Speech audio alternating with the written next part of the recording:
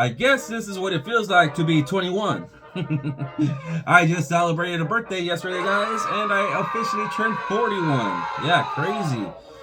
Where does time go? Where does time go? It's crazy.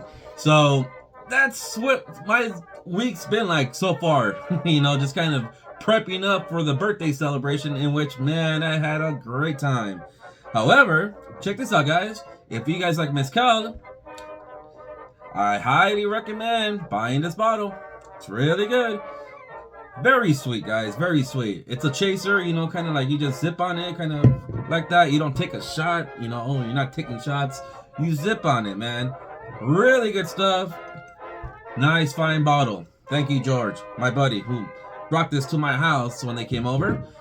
Anyways, let's talk about some baseball cards. I recently was on a live video with Pepino Man, Lou Rock TV, and Vintage Sanctuary, Adam. Okay, I was asked a question on what's my last card I was gonna buy for 2024. I had no cards in my watch list, guys, whatsoever. I was not gonna buy anything. In fact, the last thing I bought was that collection I showed you guys from this video. That's literally the last thing I bought. And believe me, I have tons of cards to share with you guys, a lot, okay? So I'm not gonna be buying a whole lot of cards moving forward, and I'll kind of explain why when I do my 2024 review, because I kind of see something bigger in my future, if that makes any sense. But going off topic over here, I did buy a baseball card, okay? This is a card that I needed for my team set.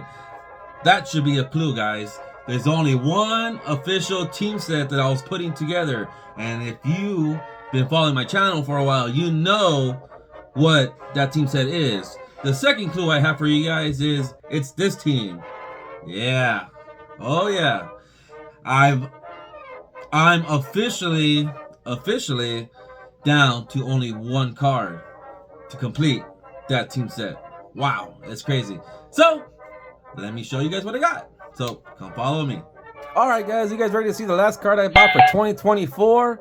But wait, let me show you guys the team set that I am building for those of you guys who are unfamiliar. Okay, here we have a T206 Sleepy Bill Burns. Maybe that's a clue for you guys who are unfamiliar. The Buck Weaver. Okay. The Chick Gandil. Sweet. The Dickie Kerr. The Eddie Seacott. The Happy Felch. Yep. Kid Gleason. Does it ring a bell, guys? The Lefty Williams.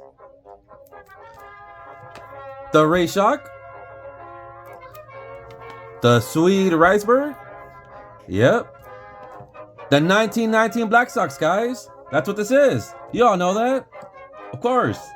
Now, I do have the Joe Jackson. And this is pretty crazy, guys. Look at it. Here's the back, okay? Someone decided to write numbers on this, okay? Now, what do these numbers mean? And how old have these numbers been on this card? Are these gambling numbers? I don't know. Maybe. Could be. Could, would, should, right? So, the last card that I picked up for 2024, okay? I bought this because it's very similar to the back of this Joe Jackson, okay? Very similar, okay? I just had to have it in my collection. It's nothing crazy, nothing mint. I'm not that type of collector. As y'all can see, I like nice eye appeal. Although there is a piece that is missing on Joe Jackson, but hey, that's okay. This one looks like it was kind of, ripped in half, as y'all see. But for the most part, they're all nice eye appeal. I can read the names, I can see the photos. That's all I care about because, that's the way I collect. And these are my cards in my collection. I'm not trying to impress anybody with grades. So, the last card I bought for 2024, guys, I just added the Eddie Collins. The 1919 21 W514 Eddie Collins. Okay, here's a nice little close-up. Somebody decided to put 110 on that. Okay, nothing too crazy. Nice eye appeal, nice bright colors. But check out the back. This is the reason why I bought it. Played second in the 1919 World Series White Sox. Now that's cool, guys. If you look at the letterings and the wording, it looks kind of faded. At what point in time did someone decide to write this on this card? Okay, we know it wasn't recent because if you look at the card and the writing, it's faded. You know, kind of like this one right here. So to me, this one kind of tells a story. At some time, at some point, you know, some kid, or probably wasn't even a kid, because, you know, we don't know, to be honest. I just know it's not new, because this would have been very dark if it was new. And most kids today don't even know how to do handwriting, for example. But a 1919 Eddie Collins, which is really crazy, guys. And that brings me down to only one card, which is the Red Faber. Now, trip out on this, because I'm always looking for a Red Faber 1919. There's two that recently sold in November. November 3rd, it was a buy it now for $160, which is around the ballpark figure of what I'm seeing them in the $100 to $200 range. This Eddie Collins I paid $200 for. I didn't think I was gonna win it for $200, but I ended up winning it for $200. No one threw a bid on this up until the last seconds. This was listed at $99 for the longest time, and then within seconds of the auction end, my max bid was $200, and yeah, the second max bid was $199, so I got it for $200. Unfortunately, because Eddie Collins isn't necessarily a favorite player, you know, well-known player. Obviously, he's well-known to us, guys, but in the hobby, he doesn't get a whole hobby love.